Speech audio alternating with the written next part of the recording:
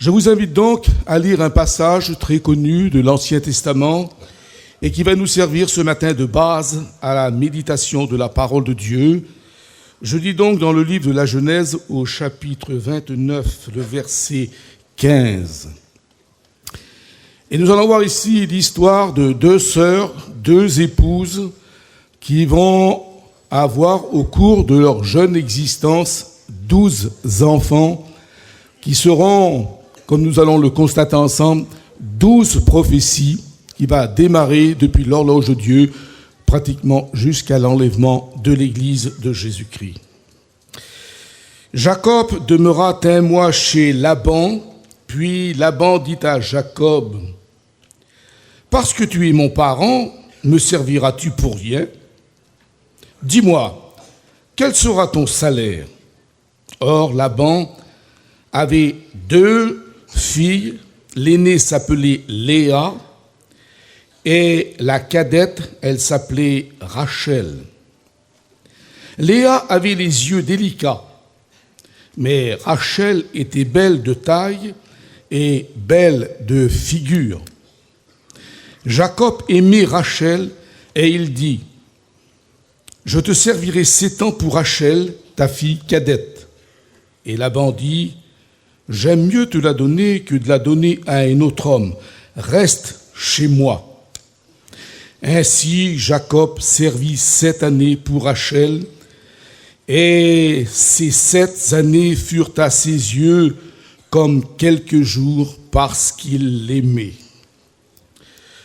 Nous avons, voyez-vous, frères et sœurs, dans ces deux histoires, dans ces deux sœurs, les symboles du peuple d'Israël et bien entendu le symbole de l'Église de Jésus-Christ. Et voyez-vous, l'histoire a commencé par une rivalité entre deux frères. Il y a eu une mésentente dès le départ, déjà même avant leur naissance. Ils se heurtaient dans le sein maternel, nous dit l'Écriture dans Genèse 25, 22. Et Isaac et Rebecca, qui sont les heureux parents de ces deux jumeaux, parce que ce sera deux jumeaux qui vont venir au monde, Jacob et Ésaü. Et nous allons découvrir une des erreurs caractéristiques de ces parents, parce qu'ils auront chacun leur préféré. Il est dit que Isaac aimait Ésaü parce qu'il était chasseur et que lui, il aimait le gibier. Tandis que Jacob, c'était un garçon tranquille. Lui, il était sous les tentes et il était un peu le préféré de Rebecca, sa mère, de sorte qu'elle le dorlotait. Ce qui fait que ces deux comportements vont devenir une source de mésentente parce que la rivalité des deux frères va être très grande. Les enfants vont grandir, le garçon va partir à la chasse, l'autre reste chez lui en train de préparer la nourriture. Et ce jour-là, au menu du midi, c'est une soupe aux lentilles. Vous connaissez l'histoire, puisque Ésaü, pour ce fameux plat de lentilles, va mépriser son droit d'aînesse, de sorte qu'à la suite de ce conflit, la haine d'Ésaü va davantage s'accentuer contre son frère. Voyez-vous, très tôt ce matin, alors que le jour était à peine en train de poindre, je relisais ces textes et j'ai été frappé qu'un homme de l'envergure d'Ésaü, qui avait été élevé dans le sillage de son père Isaac, d'Abraham, le premier prophète, qui avait pu, pour un seul plat de lentilles, mépriser, troquer son droit d'aînesse, alors que logiquement, selon la loi qui sortirait plus tard, dans le Deutéronome 21, l'aîné devait avoir le double d'héritage.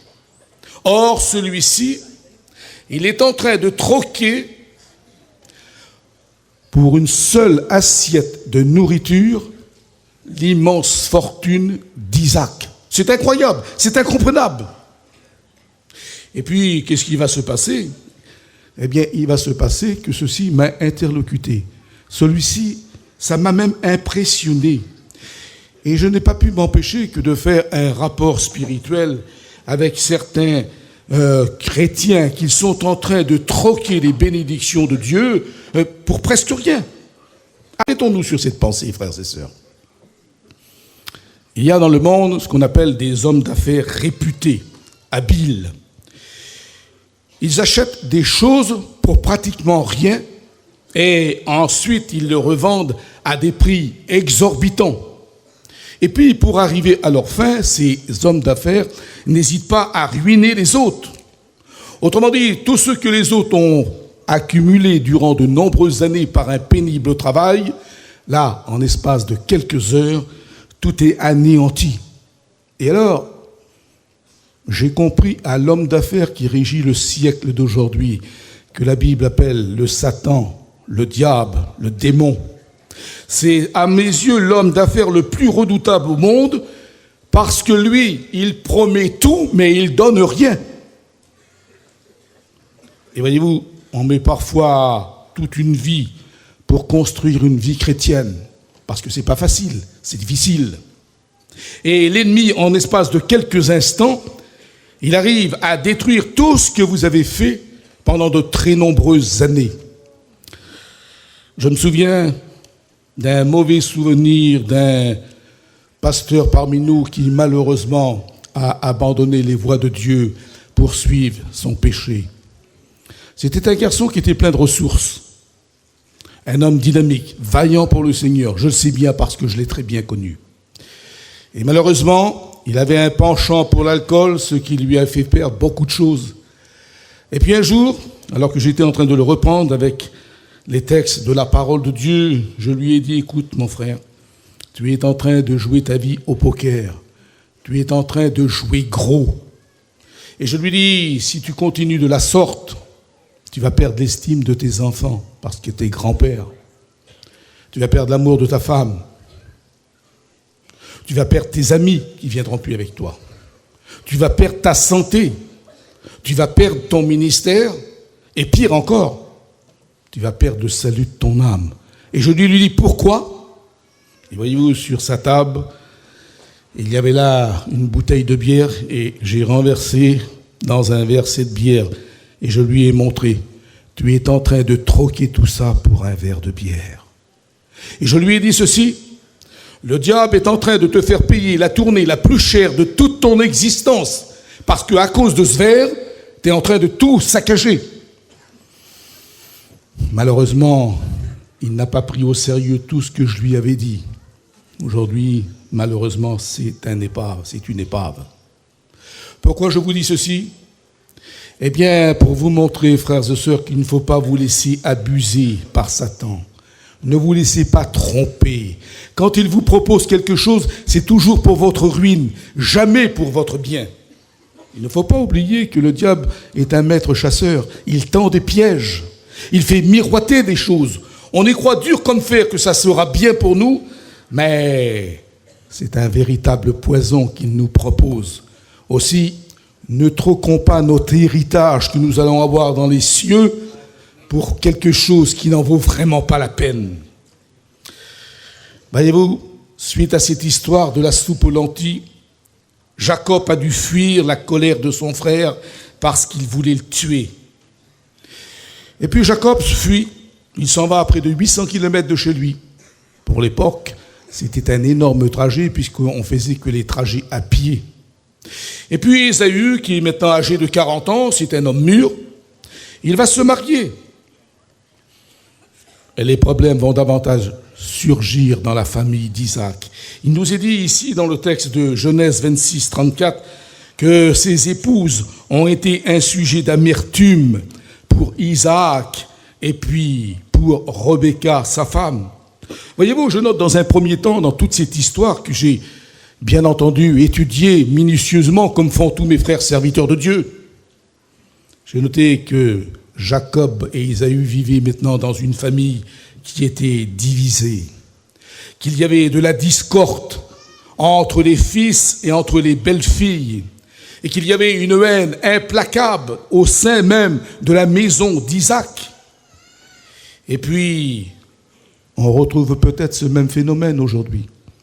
La lutte qu'il peut y avoir entre frères, entre sœurs, entre belles-filles, entre belles-mères, Jésus avait dit « Je ne suis pas venu apporter la paix, mais l'épée, car désormais, deux dans une maison seront divisés. » Et là, on le comprend. Voyez-vous, la préférence qu'avaient eu les parents pour l'un et pour l'autre avait eu pour résultat de dresser les frères les uns contre les autres. Et la jalousie va l'emporter, puisque maintenant, il va y avoir pratiquement des menaces de mort. Non seulement on ne se parle plus entre eux, mais Ésaü avait fait cette promesse. Il attendait la mort d'Isaac, son père, pour pouvoir tuer son propre frère. Voyez-vous, les choses n'ont pas tellement changé aujourd'hui. On dirait que c'est pratiquement une histoire qui est la nôtre. Combien de fois n'avons-nous pas entendu ces mots au sein même de nos groupes? Ah, quand les vieux seront plus là, on va régler nos comptes. Et bien, voyez-vous, on retrouve exactement la même chose. Rebecca était partie de ses parents depuis de nombreuses années. Elle conseille à son fils d'aller chercher refuge. C'est son frère qui s'appelait Laban. Et quand Jacob arrive, exténué de fatigue, après un long voyage aussi long, vous le comprenez bien, il va faire la connaissance avec deux jeunes filles qui sont là, les deux filles de Laban, ses deux cousines germaines, dont l'une s'appelle Léa et l'autre Rachel. Nous connaissons la suite de l'histoire, que Jacob va donc épouser ces deux filles. Et voyez-vous, le nom de ces deux jeunes personnes ont flashé, parce que rien n'est dû au hasard dans la parole de Dieu. Chaque fois qu'il y a un mot qui est prononcé, il a une signification profonde. Et les noms des deux femmes vont nous symboliser à merveille l'Église de Jésus-Christ et le peuple d'Israël. Rachel veut dire brebis. Léa veut dire génisse. C'est un nom qui est peu flatteur, rappelons-nous. Quand Samson s'est senti trahi par sa femme, il a dit aux Philistins, « Si vous n'avez pas labouré avec ma génisse, vous n'auriez pas su mon énigme. » Autrement dit, c'était aussi un terme un peu de mépris. Et l'image d'Israël va ressortir maintenant de cette fille qui sera dans un premier temps cette image sublime du peuple d'Israël, parce que la génisse va avoir toute une histoire au travers de tous les sacrifices de l'Ancien Testament. On se rappelle qu'Abraham avait offert en sacrifice une génisse de 3 ans. Et c'est avec elle qu'il a conclu l'alliance. On se rappelle que sous Moïse, les sacrificateurs offraient une jeune vache rousse et on la brûlait et ensuite les cendres servaient à la purification. Et puis voyez-vous, puisque nous sommes au XXIe siècle, je voudrais également me servir des expressions qui parlent justement de cette bête, de cette génisse, de cette jeune vache. Cet animal a donné lieu à bien des expressions en France. Regardez par exemple quand on dit sur quelqu'un qui a des misères et des problèmes, on dit « il mange de la vache enragée ». Ou encore, quand on est dans l'abondance ou dans la disette, on dit « c'est l'époque des vaches maigres ou des vaches grasses ». Quand on veut abuser des gens, ou qu'on est abusé par les gens, on a l'habitude de dire « ils nous prennent pour des vaches à lait ». Voyez-vous, toutes ces choses ont une signification spirituelle en ce qui nous concerne. Et vous allez voir que parfois on dit aussi « tiens, ce frère ou cette sœur, ils m'ont fait un coup en vache ». Eh bien, voyez-vous, cette vache qui symbolise bien le peuple de Dieu, qui symbolise bien le peuple d'Israël, eh bien, toutes ces expressions, on peut bien les comparer à la vie de ce peuple de Dieu qui a tellement été dans les souffrances. On leur a fait des coups vaches à Israël. Rappelez-vous, 430 ans d'esclavage avec les Égyptiens, plus de 16 ans avec les Assyriens, 70 ans avec les Babyloniens. Et puis je passe, pour aller très vite, parce qu'ils ont connu la captivité avec les Perses, les Mèdes, ensuite avec les Grecs sous l'empire d'Alexandre le Grand, et puis quoi encore, avec les Romains, avec les Arabes, avec les Turcs ottomans, et même les Anglais pendant la Première Guerre mondiale, de sorte que si vous faites l'addition jusqu'au 10 juin 1967, eh bien Israël a connu comme persécution 2555 années de souffrance. Est-ce que vous vous rendez compte, frères et sœurs? Est-ce que vous vous rendez compte la vache enragée qu'ils ont mangée, Israël? 2555 années de souffrance. Ce qui veut dire que ça m'amène à vous parler de la souffrance également de l'Église de Jésus-Christ.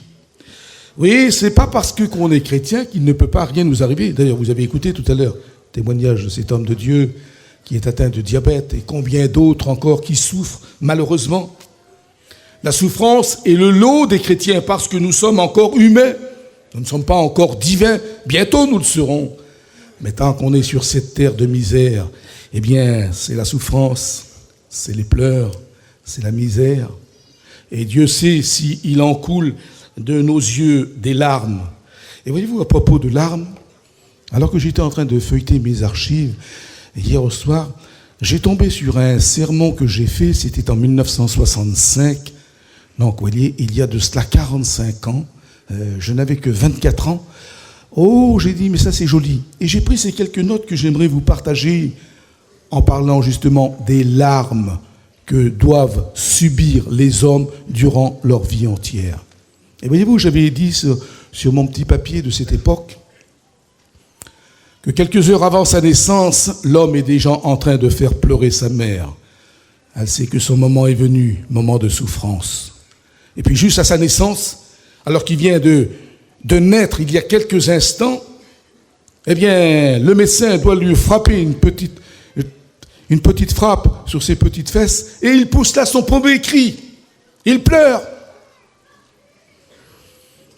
Et j'ai noté qu'à partir du berceau jusqu'à la tombe, l'homme n'arrête pas de pleurer. Quand il a faim, le bébé, il ne peut pas s'exprimer, alors il pleure. Et la maman comprend ce langage. Elle lui donne à manger, elle lui donne à boire. Et puis, quand il tombe malade, eh bien là encore, il pleure parce qu'il a de la souffrance. Et puis, il va grandir, il va devenir un adulte, il va choisir une jeune fille, il va se marier avec, et puis il va se rendre compte qu'elle n'est pas la femme idéale, elle n'est pas l'épouse qu'il aurait souhaité. Il vit de regrets, de remords, de souffrances. Et bien souvent, à l'abri des yeux indiscrets et des oreilles indiscrètes, qu'est-ce qu'il fait? Il pleure parce que son mariage est un échec. Et puis ça continue. Et comme la vie continue et que la vie devient un véritable enfer, il décide de divorcer. Il se sépare de cette femme. Les familles vont se déchirer. Les enfants qui sont nés de cette union vont être séparés. Et toute cette chose qui est là, qu'est-ce qu'il fait l'homme? Il pleure. Et à son tour, ses enfants grandissent. À son tour, ses enfants se marient. Et il se retrouve seul, abandonné. Et qu'est-ce qu'il a d'autre comme solution à faire? Il pleure. Et pour tâcher d'oublier, pour essayer de se guérir de ses pleurs, eh bien, il boit. Et plus il boit, plus il devient esclave de cette passion maudite. Il perd sa santé, il perd ses amis, il perd l'estime de tout le monde. Et puis dans des moments où il réagit un petit peu, il n'arrive plus à s'en débarrasser. Alors là encore, il pleure. Et la maladie l'emporte. On suit son cortège jusqu'à sa dernière demeure. Maintenant, lui, il ne pleure plus, mais il fait pleurer les autres. C'est pour ça que l'homme vit dans une vallée de deuil, de souffrance, de pleurs. Les pleurs sont le lot de tous les hommes. Oui, la souffrance était grande. Et voyez-vous, Léa, puisqu'il s'agit d'elle, Léa qui nous symbolise tout ce que nous venons de dire à l'instant, elle deviendra, après son mariage, le symbole de l'Église de Jésus-Christ. J'ai bien pris soin de noter, voyez-vous, frères et sœurs, en étudiant mon texte, qu'elle est carrément l'opposé de sa sœur. Il est dit que Rachel était belle de taille, belle de figure. Ce qui veut dire que Léa ne l'était pas. Et le texte sacré ajoute, elle avait les yeux délicats. Voilà qui m'a causé problème. J'ai dû prendre de quantité de versions pour savoir ce que voulait dire l'homme de Dieu qui a écrit ça, les yeux délicats. Il y a plusieurs versions qui disent ceci. Il est dit qu'elle avait la vue faible. Elle avait les yeux malades. Ou encore, les yeux clairs, ce qui était une tare en Israël, puisque tout le monde avait les yeux plus ou moins noirs. Eh bien, voyez-vous, nous avons ici dans Léa, qui sera l'image de l'Église de Jésus-Christ, nous avons dans les yeux de cette fille le symbole même des nations qui sont aveugles et qui ne voient pas, nations idolâtres. Quand on voit ce qui est écrit par la plume de saint Paul dans le livre de la 2e aux Corinthiens, eh bien nous comprenons beaucoup mieux ce que le prophète a voulu écrire bien des siècles auparavant. Voyez ce qui est écrit dans 2 Corinthiens, pour ceux qui ont l'écriture, au chapitre 4 et à partir du verset 3. Si notre évangile est encore voilé, il est voilé pour ceux qui périssent, pour les incrédules dont le Dieu de ce siècle a aveuglé l'intelligence afin qu'ils ne voient pas briller la splendeur de l'évangile de la gloire de Jésus-Christ. Vous voyez que les nations sont aveugles, les nations sont aveuglées. Léa est le type parfait de celle qui deviendra plus tard l'Église, mais dont le voile sera ôté, et alors ils deviendront clairvoyants. Voyez-vous, frères et sœurs, nous avons beaucoup à apprendre sur l'image de ces deux sœurs qui sont opposées l'une à l'autre, mais qui ne se sont jamais quittées, qu'elles ont demeuré toujours ensemble, et nous verrons la raison pour laquelle Dieu a permis cette union. Ceci me rappelle également que parfois nous-mêmes, Église de Jésus-Christ, nous manquons de clairvoyance. On est un peu aveugle sur le domaine spirituel. Et ceci nous amène à dire que nous avons des versets de la Bible qui vont nous éclairer. Je vous cite le psaume 119, verset 18, où le psalmiste dit « Ouvre mes yeux, Seigneur, pour que je contemple les merveilles de ta loi. » C'est vrai que parfois on a la Bible chez nous, mais elle est renfermée dans un placard. Chrétiens et chrétiennes la lisent pratiquement pas. Or, si on veut être sur la bonne voie, il faut lire au moins chaque jour une portion de l'Écriture. Regardez le reproche que Jésus fera à l'église de Laodicée. Apocalypse 3, 17. Jésus reproche à cette église, « Ne sais-tu pas que tu es pauvre? Ne sais-tu pas que tu es aveugle? C'est pour ça que je te conseille d'acheter de moi un collier pour oindre tes yeux. » Vous voyez que même dans l'église de Jésus-Christ, il y a des gens qui jouent les aveugles, surtout quand les circonstances les arrangent. Ils ont des yeux, disait Jésus, mais ils ne voient pas. Et il y a des chrétiens qui ont des yeux, mais qui se permettent des fantaisies, qui se permettent des folies. Et ils font mine de ne pas voir parce que ces choses les arrangent. Léa aura de nombreux enfants par rapport à Rachel, seulement que 2, dont le dernier, elle l'aura en mourant. Mais Léa en a eu beaucoup plus. Et puis, le nom de ces bébés qu'elle va mettre au monde, elle et sa sœur, a fait pour moi un véritable flash. Parce que ces 12 enfants qui vont naître, en fait, c'est 12 prophéties qui va concerner toute l'Église, toute l'histoire de l'Église au travers les siècles, ainsi que l'histoire du peuple de Dieu, du peuple d'Israël. Chacun des noms de ces bébés, il a une signification profonde.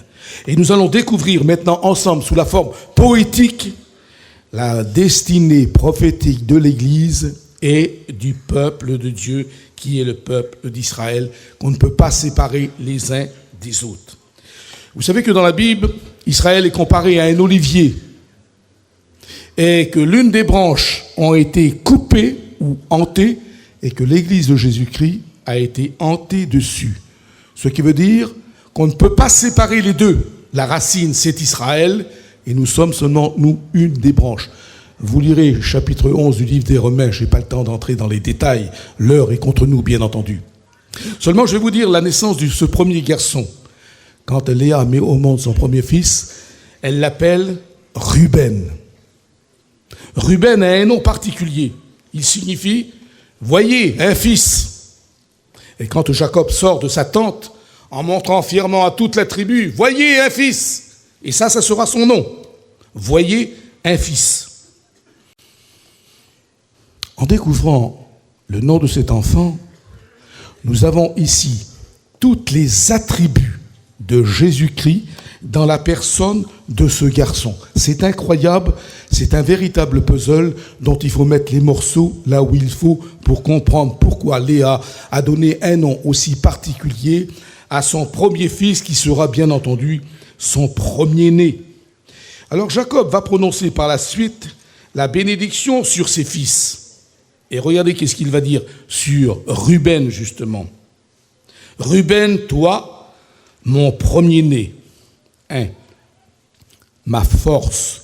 2. Les prémices de ma vigueur. 3. Supérieur. 4. En dignité. 5. En puissance. 6. Mais quel est le message là ? Qu'est-ce que Jacob est en train de dire ? Quelle est cette étrange prophétie que ce garçon est en train d'accomplir alors qu'il n'a seulement que quelques minutes de naissance ? Quand on lit l'évangile de Luc, au chapitre 2, Marie enfante son premier enfant, qu'elle appellera du nom de Jésus, l'Emmanuel, qui est le premier-né.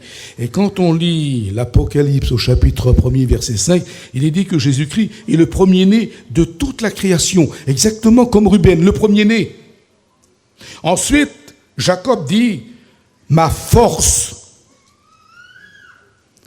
Et quand on lit le livre des Actes, il est dit au chapitre 10, verset 38, que Dieu a revêtu de force et de puissance Jésus-Christ de Nazareth, qui allait de lieu en lieu, faisant du bien, guérissant les malades, ressuscitant les morts.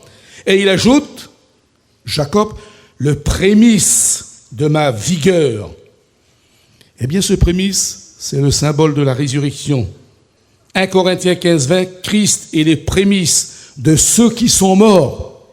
Autrement dit, la prophétie que donne Jacob en donnant à ce garçon ce nom aussi curieux, ce sont les 6 grands attributs de Jésus-Christ, le Fils de Dieu.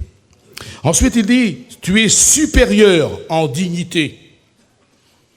Eh bien, quand on lit le livre des Hébreux, on voit que Jésus est devenu supérieur aux anges parce qu'il a été jugé digne d'une gloire supérieure dans la dignité. C'est fantastique.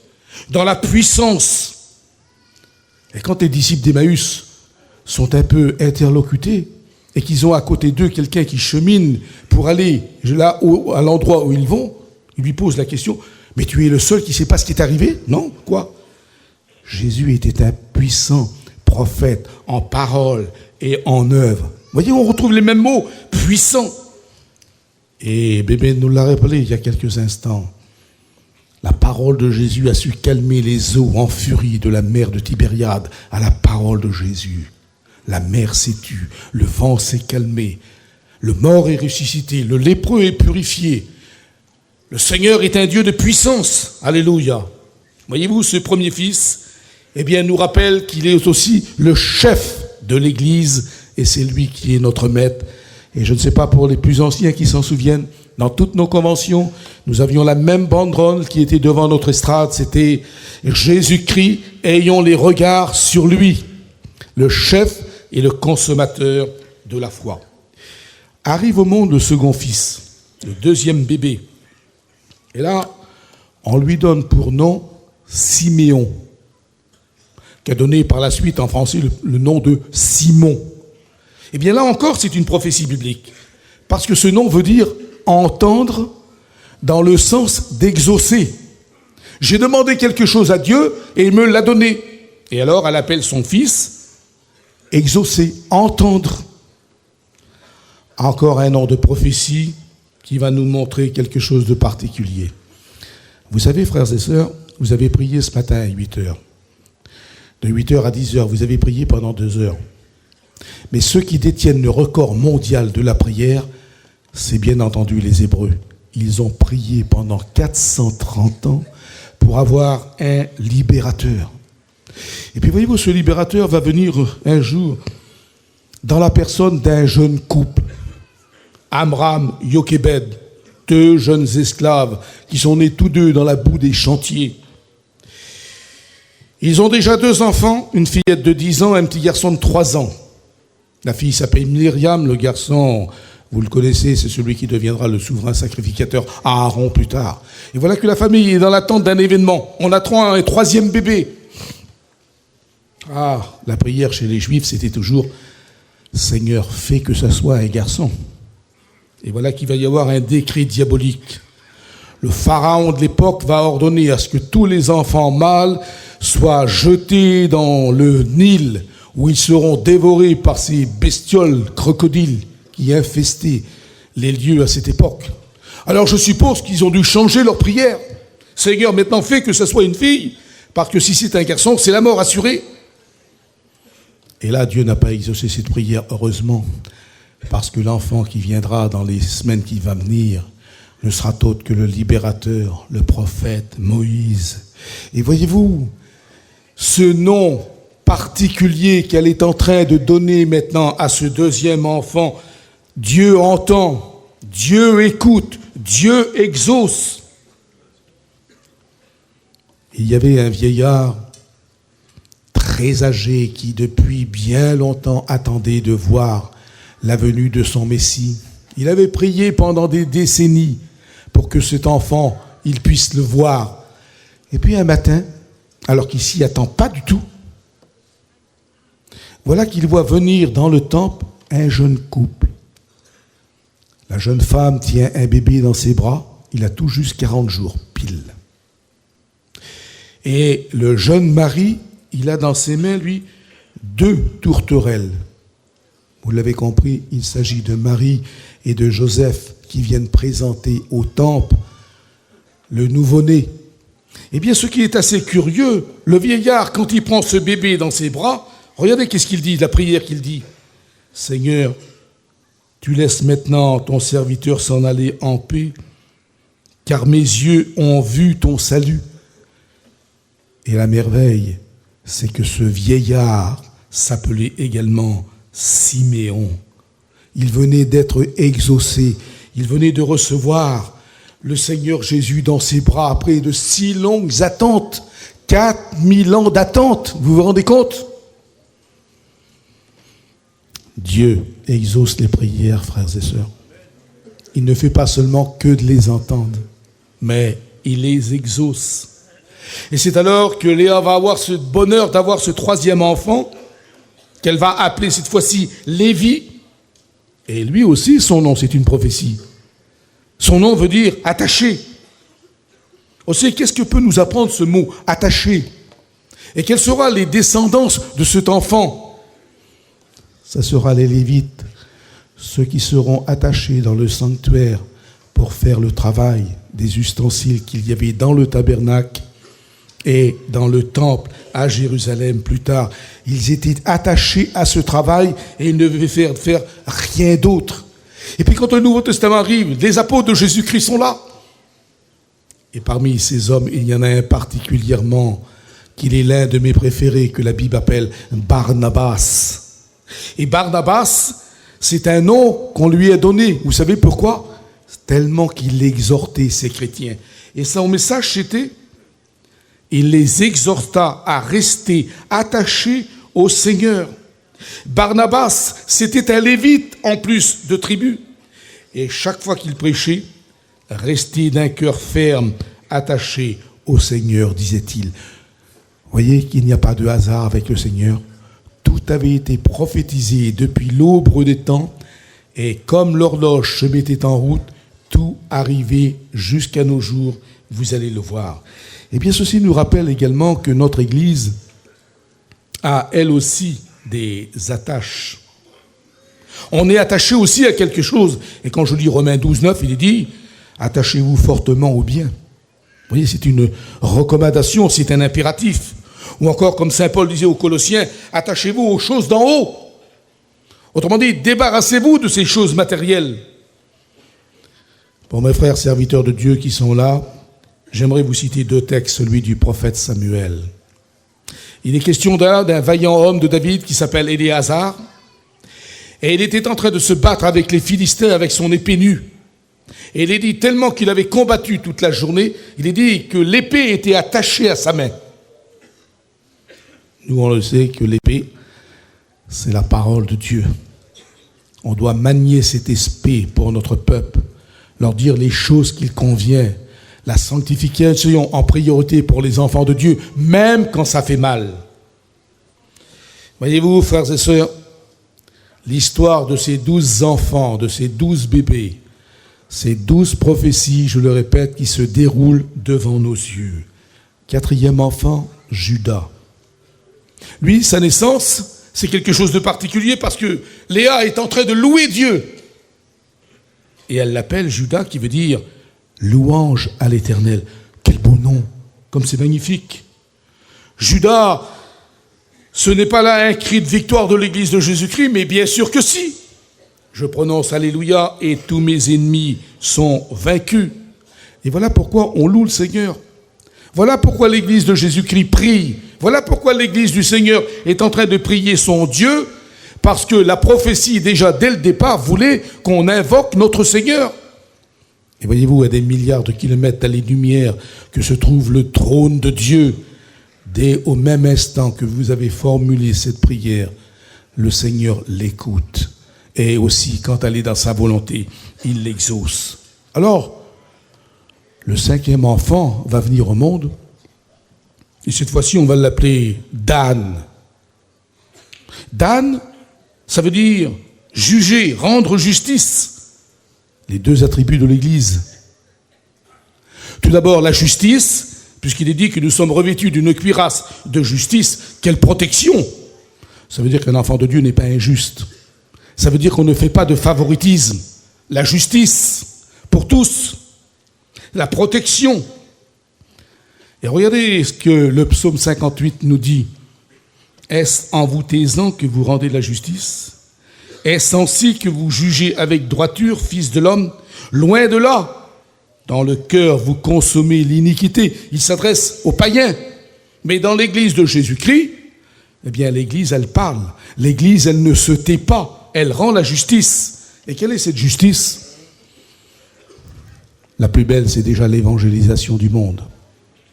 On parle pour dire aux hommes de notre génération que s'ils ne se convertissent pas, ils vont en enfer. Et l'évangélisation, n'oubliez jamais, frères et sœurs, c'est la réponse à la situation désespérée des hommes qui vont en enfer. Le seul moyen de les sortir, eh bien, c'est de les évangéliser. L'Église de Jésus-Christ, elle parle encore quand l'un de ses membres ne marche pas bien. Si ton frère a péché, va et reprends-le entre toi seul et lui. Et s'il t'écoute, tu as gagné ton frère. Vous voyez comme c'est beau que l'Église, elle parle. L'Église, elle n'est pas muette. On comprend que le prophète en voulait aux autres nations qui disaient « Vous vous taisez ». Mais ce n'est pas en se taisant qu'on rend la justice. Il faut parler. Jésus avait dit en plus aux hommes de sa génération « Gardez-vous de pratiquer votre justice devant les hommes pour être vus. Autrement, vous n'aurez pas de récompense auprès de votre Père qui est dans les cieux. » C'est pour ça que l'Église parle encore. Elle parlera encore au jour des grandes assises, quand il y aura le jugement. Quel privilège! Dan nous rappelle cette formalité que l'Église de Jésus-Christ jugera les nations. Dan était aussi, à l'époque biblique, une direction. On disait de Dan à Beer-Sheba, ça veut dire du nord au sud. Eh bien, l'Église de Jésus-Christ a une seule direction, c'est Jésus-Christ, qu'il est le chemin, la vérité, la vie, et personne ne va au Père que sauf en passant par lui. Et puis, voyez-vous, un jour, eh bien, nous quitterons notre cuirasse de justice et nous revêtirons le vêtement de fin lin blanc, pur, éclatant, qui est le salut en Jésus-Christ. 6e bébé, nous arrivons à la moitié de notre sermon. On l'appelle celui-ci Nephtali. Et voyez-vous, quand la maman l'a mis au monde, l'autre a crié « J'ai lutté et j'ai vaincu ». Quel nom étrange, lutter. Vous voyez pas pour un garçon, on dirait que ça sonne bizarre. « Hé, lutter, viens ici, lutte ». C'est bien le symbole prophétique de la lutte et des combats que mène l'Église depuis maintenant 2000 ans, face à Satan, frères et sœurs. Vous ne remarquerez pas aujourd'hui que le combat devient de plus en plus acharné, que la lutte devient de plus en plus difficile. Il devient extrêmement difficile de rester et de demeurer un chrétien fidèle, tellement harcelé par les choses qu'il y a dans le monde, qui nous attirent comme du miel. Tel un aimant qui attire le fer, eh bien le modernisme est en train de prendre le pas sur la vie des enfants de Dieu. C'est une lutte terrible. Satan est en train de jouer ses derniers atouts pour détruire l'Église de Jésus-Christ. Il lance toutes ces hordes de démons pour faire détruire l'Église du Seigneur par toutes sortes de moyens de séduction. À l'époque de Rome, les chrétiens étaient terriblement en épreuve. Quand vous direz ce soir chez vous le chapitre 11 et chapitre 12 du livre des Hébreux, vous comprendrez alors la souffrance que nos frères de l'Église primitive ont souffert. Certains ont subi le fouet, le martyre, le feu. On les assied en deux dans des troncs d'arbres. On les faisait éventrer dans les cirques romains par les cornes des taureaux. On affamait les fauves pendant plusieurs jours et on les donnait en pâture aux enfants de Dieu. Ce qui veut dire que pour les empereurs de Rome, la mort était devenue une distraction, un jeu. C'était une lutte constante parce que dès qu'on savait que vous étiez chrétien, c'était l'arrestation, la privation de nourriture, les coups, les galères, la mort. Oui, la lutte était intense. La lutte était terrible. Et je comprends que cet enfant qui venait de naître, tout chétif, tout beau, était le symbole même de la souffrance des enfants de Dieu. Parlons aussi des épreuves de la vie, quand les chrétiens se trouvent confrontés à ces épreuves de souffrance. Parlons de ces maladies qui parfois, quand on va chez les médecins et qu'on est en train de faire toutes ces analyses qui n'en finissent plus, vous remarquerez comme ces temps d'attente plongent les familles dans l'angoisse. Et le malade lui-même, quand il entend anxieusement derrière la porte de tous ces laboratoires, mon bon Baroudével, pourvu que ça ne soit pas ça. On redoute même de prononcer le nom de ce terrible mal. On dit la maladie terrible ou la maladie de ce siècle. Et puis arrivent aussi ces accidents qui nous font perdre la vie d'un être cher qu'on a adoré. On comprend la souffrance qu'il y a alors, que les pleurs, cela. On se rend compte que ce combat qui dure depuis 2000 ans, il ne s'achèvera ce combat, frères et sœurs, tenez-vous bien, seulement que par la victoire finale de l'Église quand Jésus-Christ viendra chercher les siens. Mais jusqu'alors, c'est le problème, c'est la souffrance. Il est dit que Jésus-Christ essuiera toute larme de nos yeux. Toute larme de nos yeux. Aujourd'hui, c'est encore l'époque de la souffrance. C'est encore l'époque de la privation de nous quand la maladie ou la mort vient frapper. Et puis, si de nos yeux coulent des larmes qui sont bien légitimes parce qu'on a perdu quelqu'un qu'on a adoré, il faut continuer la lutte, il faut continuer le combat. Et il n'y a rien de plus terrible de se retrouver seul dans la vie. On a passé plus de la moitié de sa vie avec quelqu'un qu'on a chéri, qu'on a adoré, et le sort cruel vient frapper un foyer. C'est le témoignage que va nous donner maintenant le pasteur Tinin, que je vous demande d'écouter avec attention, seulement pendant une dizaine de minutes, s'il vous plaît. Voilà. Je vais vous dire mon expérience. J'ai connu le Seigneur très jeune. Déjà, en étant enfant, je connaissais les choses de Dieu. J'ai passé par les eaux du baptême à l'âge de 14 ans. À 15 ans, je m'ai levé pour servir le Seigneur. Je m'ai marié à 19 ans. J'ai fondé un foyer et Dieu a béni mon foyer. Mais j'ai eu beaucoup de problèmes, beaucoup de difficultés. Et je vous dis de la part du Seigneur, les souffrances que j'ai subies, si je suis là, c'est grâce à Dieu. J'ai eu un frère.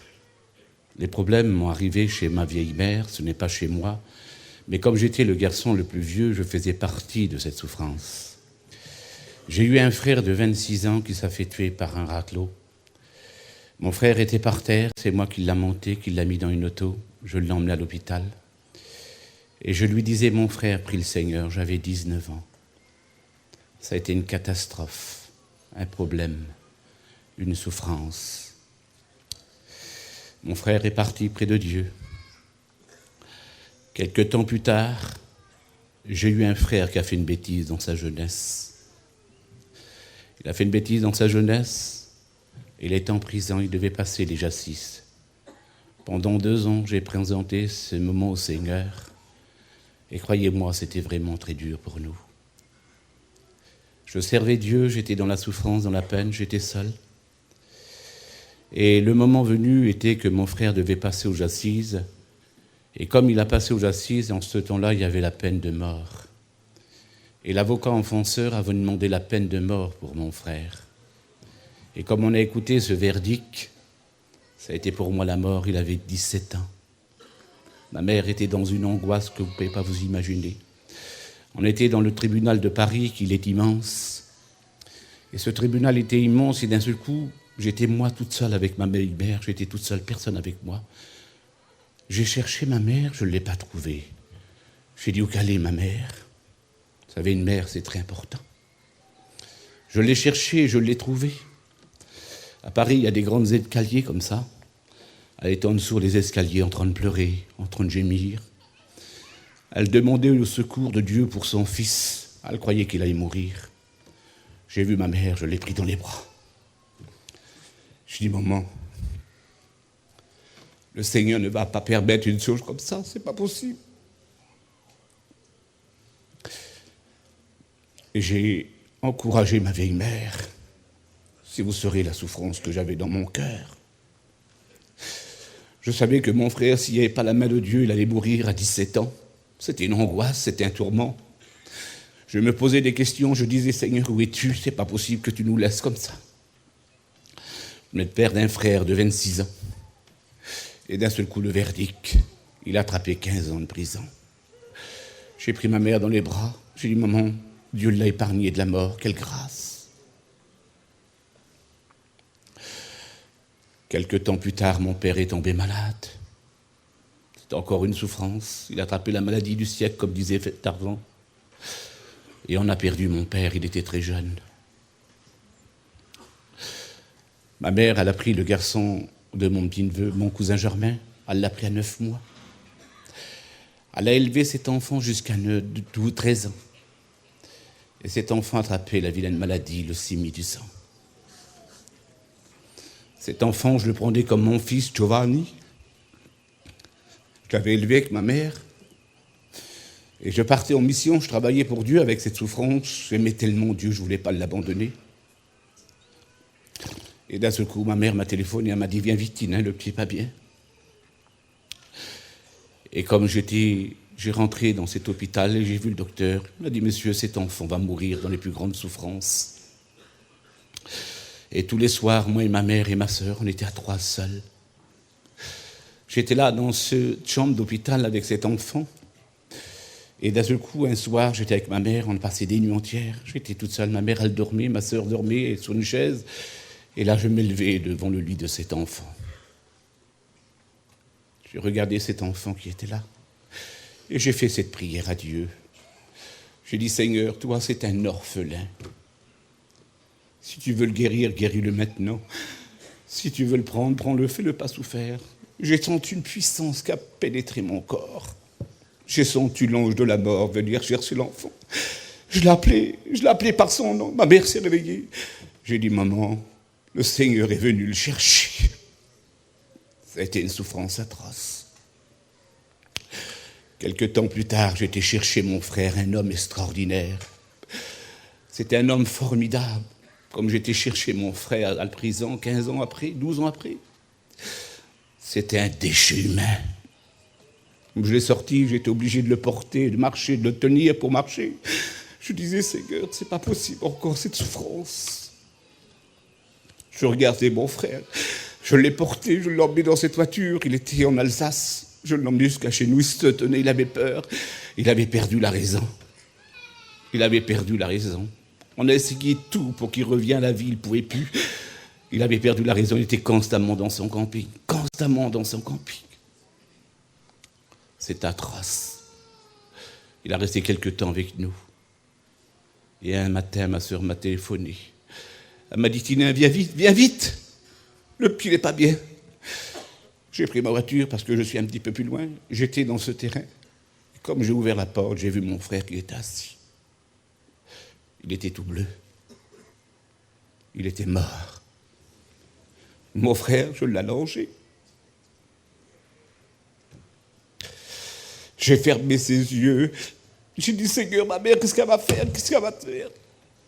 Je pensais à ma mère, je disais, elle va souffrir encore. J'ai dit ce matin, va vite fermer la porte de la petite maison qui vient pas là, je t'en supplie, ferme la porte. C'était une souffrance atroce, je ne comprenais pas le pourquoi. Je disais, Seigneur, pourquoi tu me fais souffrir à ce point-là? Pourquoi ma mère, elle souffre? C'était une femme, ma mère, c'était une sainte. Il n'y avait pas une femme comme ma mère. Elle aimait Dieu. Jamais elle s'est révoltée contre Dieu. Vous savez ce qu'elle faisait, ma mère? Tous les matins, je la voyais, elle prenait son petit foulard, elle se mettait dans son auto, puis elle priait le Seigneur. Et le soir, elle priait le Seigneur. Dans sa souffrance, elle ne disait pas un mot. Je voyais tout ça, je dis, c'est pas vrai, c'est pas ma mère, Seigneur, qui souffre. Je dis, qu'est-ce qu'on va faire? Mon frère était parti. Quelle angoisse, quel tourment. Quelque temps plus tard, j'étais encore chez moi, ma sœur m'appelle. Vous savez, ma mère, c'était une chose extraordinaire pour moi. Comme je passais des fois par un petit souci, un petit problème, je me mettais auprès d'elle. Elle ne parlait pas, simplement sa présence, elle me faisait du bien. Quelle femme que c'était ma mère. Et j'ai perdu la chose la plus chère. Et d'un seul coup, ma sœur m'appelle, elle dit, viens vite, maman, elle va bien. Et comme j'arrive, elle avait 83 ans. J'ai vu ma mère dans ce lit. Elle était partie près de Dieu. J'ai dit, Seigneur, c'était la moitié de ma vie qui était partie. J'ai serré ma mère dans les bras. Je l'ai appelée. Elle était partie près de Dieu. J'ai fait cette prière. J'ai dit, merci Seigneur, elle est consolée de toute douleur, elle est près de toi. C'était ma prière. Quelque temps plus tard, j'étais l'homme le plus heureux de la terre. J'avais mes enfants, j'avais mes petits-enfants, j'étais heureux, vous ne pouvez pas vous imaginer. D'un seul coup, un matin, je m'élevais, j'avais une femme, c'était la perle des femmes. C'était une femme extraordinaire, c'était mon copain, c'était mon ami, mon conseiller. Vous ne pouvez pas vous imaginer la femme que j'avais. C'était une femme de prière, je priais avec elle tous les matins, tous les soirs. Et d'un seul coup, j'ai parti au marché. Du coup, il y a quelqu'un qui m'appelle, viens vite, ta femme est par terre. J'ai couru, je l'ai vue par terre. J'ai dit, non, Seigneur, pas ça, Seigneur, pas ça, Seigneur. Pas cette douleur, Seigneur, jamais ça, Seigneur. Elle était devant moi, je ne pouvais rien faire. Je ne pouvais rien faire pour elle. Elle est partie devant moi, je ne pouvais rien faire. Elle est partie près de Dieu. Je dis, Seigneur, tu m'as détruit, Seigneur. Tu m'as fait du mal, Seigneur. C'est pas possible que tu m'as fait du mal à ce point-là. Je ne pouvais pas imaginer que la douleur était si grande. J'avais perdu la personne la plus chère de ma vie, ma compagne, mon conseiller. Je vous dis de la part du Seigneur, je ne m'ai pas révolté contre Dieu. J'ai dit simplement, Seigneur, tu m'as fait du mal. Tu m'as fait du mal. Je ne comprenais pas le pourquoi, le comment. J'étais dans l'angoisse, dans le tourment. Je voyais mes enfants souffrir. Je dis, Seigneur, c'est pas vrai, c'est à moi que ça m'arrive, ça. Mais qu'est-ce qu'elle a fait? Et Satan me détruisait. Il me disait, c'est ta faute. C'est ta faute. C'est à cause de toi qu'elle est partie. C'est à cause de toi. Je m'en voulais, je disais, Seigneur, plus jamais de ma vie je prêcherai l'évangile. S'arrête, j'arrête tout, Seigneur. Je ne peux plus travailler, Seigneur, je souffre de trop. Vous savez où c'est que j'étais? Dans un puits, au fond du puits. Il y avait de la vase. J'étais dans la vase, je souffrais atroce. D'un seul coup, j'ai senti une présence de Dieu. Des assemblées priaient pour moi. Vos prières ont été exaucées. J'ai vu la main de Dieu me sortir de ce bourbier. Il m'a relevé. Je sentais que Dieu me bénissait chaque jour. Mes garçons qui étaient partis loin du Seigneur, mon fils le plus vieux, du choc, il avait laissé les choses de Dieu. Mon garçon qui a vu sa mère par terre, il s'est tourné vers Dieu, lui. Mais l'autre était parti du Seigneur. J'étais l'homme le plus angoissé de la terre. Vous savez, comme j'ai reçu la bénédiction de Dieu, je m'ai abaissé, j'ai dit, Seigneur, tu es le chef. Je ne peux pas discuter avec toi. Je ne peux pas combattre avec toi, Seigneur. Le jour que tu m'as choisi, Seigneur, tu connaissais toutes mes douleurs, toutes mes souffrances. Tu as voulu que je passe par là. Seigneur, je m'abaisse, j'accepte. J'ai fait comme un fils avec son père. Il m'avait frappé fort. Mais j'aime mon Dieu. C'est un Dieu puissant que je sers aujourd'hui. Il m'a sorti de ce bourbier. Je vous dis de la part du Seigneur, je souffre. Mais aujourd'hui, je suis consolé. J'ai mes 2 garçons qui servent Dieu. Mes gens sont convertis à Dieu. Mes belles-filles sont converties à Dieu. Mes petits-enfants sont convertis à Dieu. Je peux dire aujourd'hui, moi et ma maison, je sers Dieu. Et je suis fier d'appartenir à un Dieu puissant, si grand. Malgré de la souffrance, je peux relever la tête parce qu'il est avec moi. Vous ne pouvez pas vous imaginer quand même, j'aime Dieu maintenant. Je l'adore. C'est mon copain, c'est mon ami. Le soir, je souffre, je pleure peut-être. Mais dès que je souffre, je me mets à genoux, je crie. C'est lui qui me console mon cœur. Alors pour celui ou celle qui passe par la souffrance, la douleur, il ne faut pas discuter avec Dieu. Laissez-le faire. Il sait comment faire quelque chose. Après la douleur, il y a la bénédiction de Dieu. Que le Seigneur vous bénisse. Nous comprenons la prophétie, Nephtali, celui qui lutte. Nous venons de voir que l'Église de Jésus-Christ a lutté dans le passé, mais elle lutte encore aujourd'hui. Que de larmes, que de souffrances quand on perd ceux qu'on adore. Peut-être que certains sont choqués. Pourquoi Dieu a-t-il permis cela? Comme je vous l'ai dit tout à l'heure, nous sommes encore sur cette terre maudite et nous sommes en train de subir toutes les vicissitudes de la vie. Les microbes ne font pas de différence entre des chrétiens et des païens. Les accidents de la route, c'est la même chose. Mais la chose qui est une consolation pour nous, c'est quand un chrétien ferme ses yeux sur cette terre pour toujours. À la même seconde, il les ouvre en la présence de son Dieu. Et là, le Seigneur efface toute larme. Nephtali nous rappelle cette lutte intense.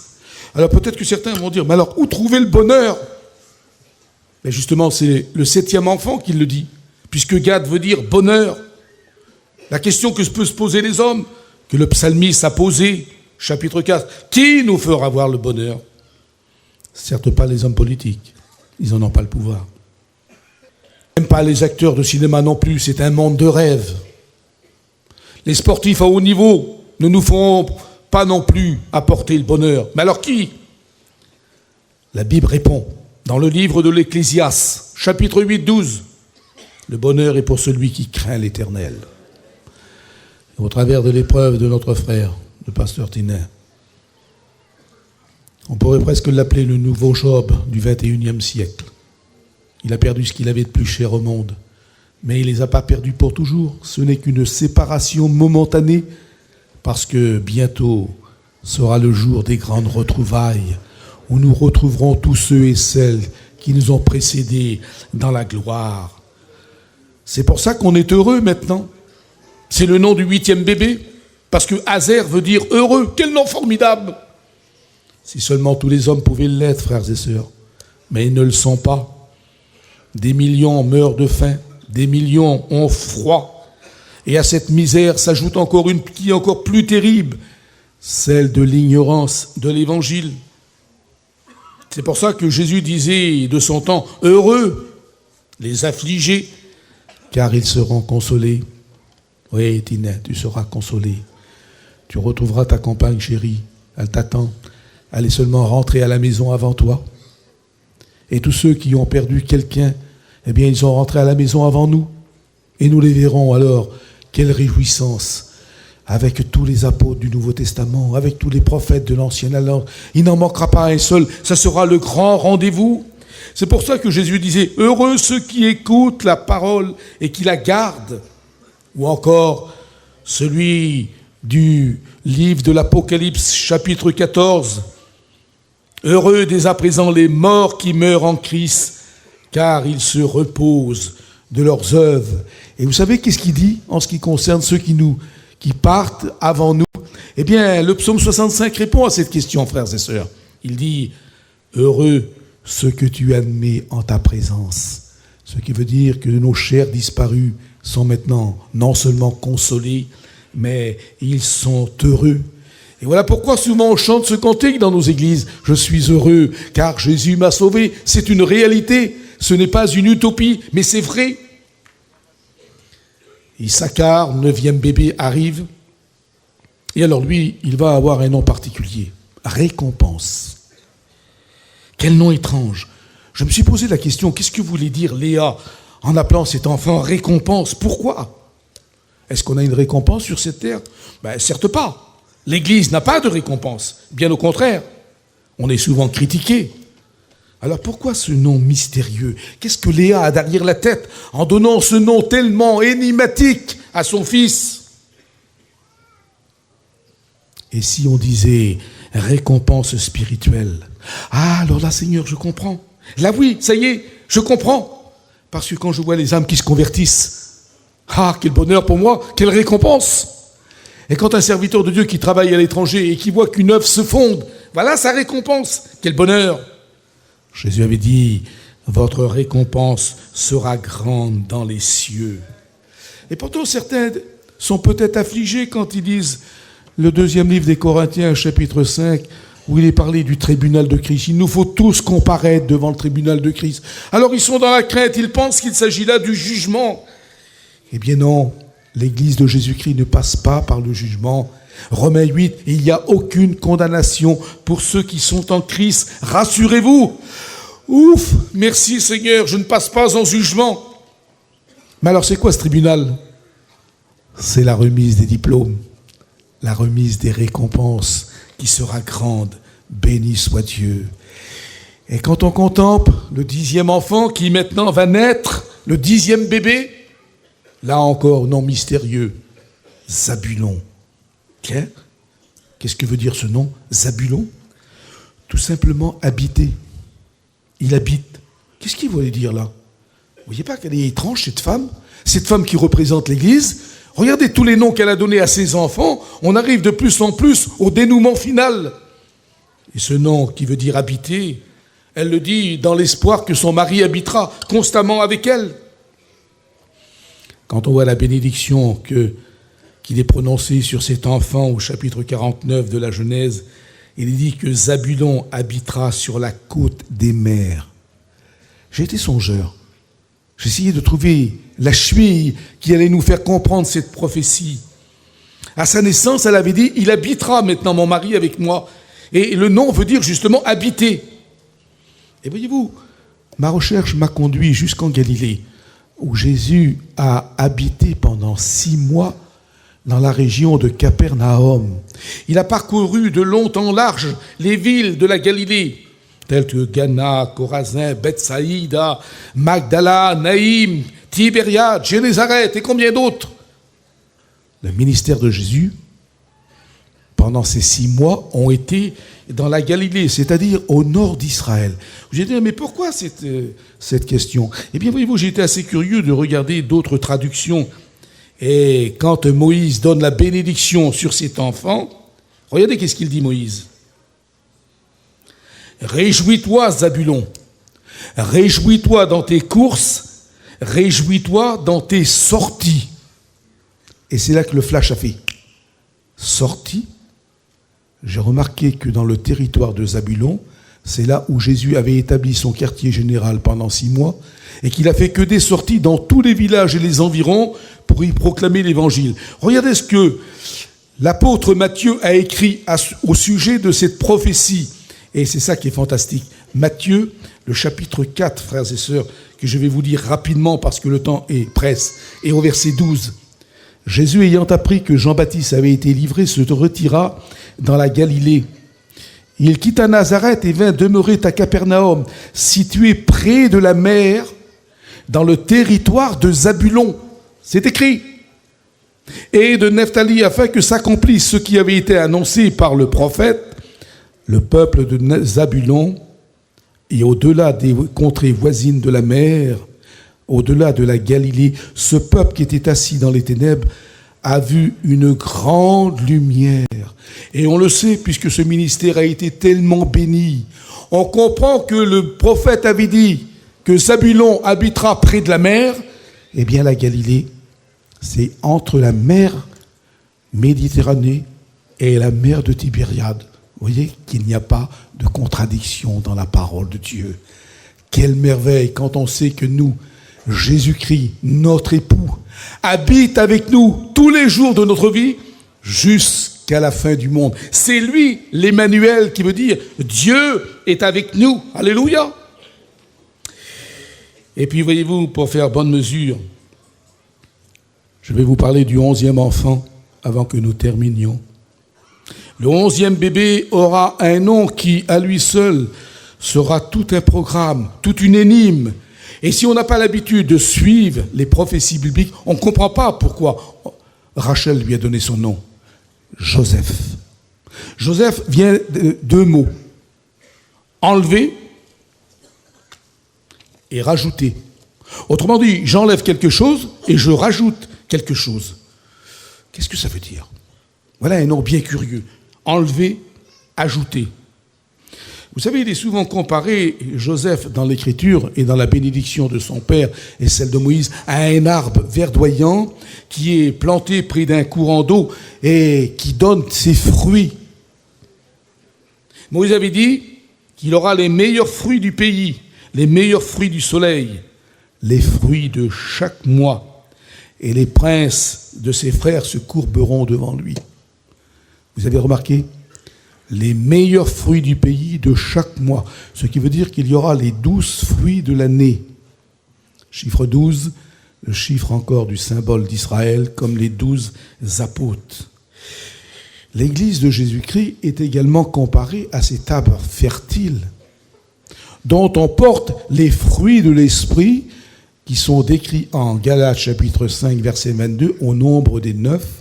Et si on rajoute les 9 dons spirituels, ça fait donc des fruits en abondance, eh bien, pour toute l'année, parce qu'il est dit, à chacun est donné une parole, la parole de sagesse, la parole de connaissance, le don de la foi, le don de guérison, le don des miracles, le don des prophéties, l'esprit de diversité, etc. On retrouve également cette merveille de choses qui nous concerne et que nous attendons tous, puisque Joseph veut dire enlever. Là, c'est l'espérance de l'Église, où bientôt nous serons enlevés dans la gloire, dans les airs, à la rencontre du Seigneur, le plus grand des rendez-vous de toute l'histoire. Il est dit qu'à la voix du Fils de Dieu, les tombes vont s'ouvrir, les morts vont ressusciter, et nous les vivants, qui serons restés pour cet avènement, en une fraction de seconde, en une seconde, nous serons changés dans un corps glorieux. Voyez-vous, je disais aux élèves cette année, il se peut que ce jour de l'enlèvement arrive un 1er novembre. C'est possible. La plupart d'entre nous vont aller apporter des fleurs à ceux qu'on a aimés à leur dernière demeure. C'est un respect. On le sait qu'ils ne sont plus là, mais comme la tradition veut qu'on le fasse, on ne veut pas apparaître pour des demeurés ni des illuminés. Alors nous aussi, on achète un bouquet de fleurs et puis on va garnir la tombe de nos bien-aimés. Supposez que ce jour du Seigneur revient ce jour-là. Et qu'on entend quelqu'un derrière nous qui nous dit « Qu'est-ce que tu fais là ?» Et quand on se retourne, c'est l'être aimé qui est dans le tombeau, qui est sorti vivant et qui nous attend parce qu'il est dit « Avec les morts, ensemble, nous monterons à la rencontre du Seigneur dans les airs. » Quelle beauté, mon Barodével, quelle merveille. Nous faisons en route avec les apôtres. Moi, je me réserve l'apôtre Saint Paul. Et je vais lui dire, mon Paul, Seigneur, si tu savais les heures et les années d'études que j'ai dû passer sur ton épître aux Corinthiens, si seulement tu avais pu mettre les choses plus claires, notamment concernant le mariage. Et il me répondra sûrement, eh bien maintenant nous avons toute l'éternité pour en parler. Quelle beauté, Seigneur. Nous serons alors consolés pour toujours. Et puis enfin, le dernier des garçons, le dernier fils, il s'appelle Benjamin, c'est le 12e de la tribu. Sa mère lui avait donné un autre nom juste avant de mourir.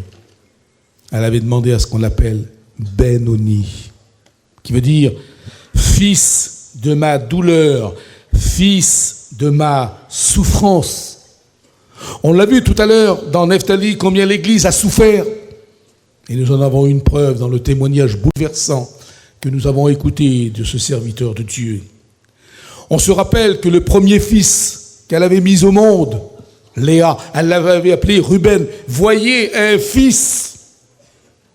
Et le dernier fils qui va refermer la boucle de l'histoire, il s'appelle encore le fils de ma douleur. Mais Jacob le change. Il dit non. Il s'appellera Benjamin, qui veut dire le fils de ma gloire. Seigneur, quelle merveille.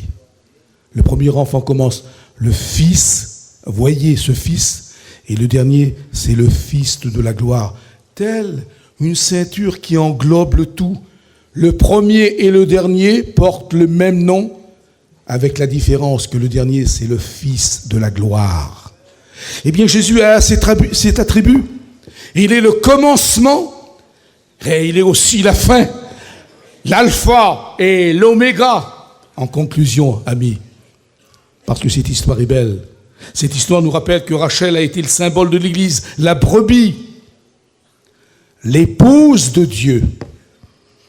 Léa, c'est autre chose, on l'a vu, c'est l'image du peuple de Dieu qui est l'Église de Jésus-Christ. Le prophète Osée avait dit pour Rachel, « En ce jour-là, dit Dieu, tu m'appelleras mon mari. » Donc Rachel est bien le symbole même d'Israël. Alors que pour Léa, c'est l'Église. « Viens, dit Jean. » L'ange dit à l'ange, « Viens, je vais te montrer la femme de l'agneau. » Et c'est nous, la femme de l'agneau. C'est l'Église de Jésus-Christ qui s'est parée comme une vierge pure pour aller à la rencontre du Seigneur. De sorte que durant leur vie, les deux sœurs ne se sont jamais séparées. On ne séparera jamais Israël de l'Église, parce que quand le Messie reviendra, accompagné des anges de sa gloire avec ses saints, Israël tournera les regards vers celui qu'ils ont percé, et il est écrit que tout Israël sera sauvé. De sorte que la destinée d'Israël, comme la destinée de l'Église, elles sont qu'une, elles sont ensemble. Et on peut dire un grand Amen et un grand Alléluia à cette victoire, frères et sœurs. Ces prophéties nous ont fait revivre tout ce passé, ce présent et ce futur, et on ne peut que bénir Dieu. Aussi, je vous invite à fermer vos yeux pour cette ultime prière que nous allons faire ensemble, en nous rappelant que vos larmes que vous versez pour vos enfants qui ne sont pas convertis, ou pour vos maris, mes sœurs, qui ne sont pas convertis, ou pour vous, mes frères, que vos femmes ne sont pas converties ou mal converties, et que ces larmes que vous avez qui sont bien légitimes, il est écrit dans le psaume 6 que Dieu voit vos larmes et que vos larmes ont un langage qui incline le cœur de Dieu à les écouter. Seigneur, notre Dieu, notre Père, je te prie pour ta bonne parole, en te demandant que tu bénisses ton peuple en abondance, Seigneur. Et toi, toutes ces larmes qui ont été versées, toutes ces souffrances, Seigneur, pour toutes ces maladies, ces séparations qui brisent les cœurs, nous te demandons que tu nous donnes la consolation ce matin dont nous avons tellement besoin. Nous savons que parfois ta main blesse, mais l'autre main la guérit. Merci de ces promesses qui sont les tiennes. Merci, Seigneur, de ces bénédictions que tu nous donnes pour ta gloire. Et nous t'en remercions, mon Dieu, dans le nom de Jésus-Christ, notre Sauveur.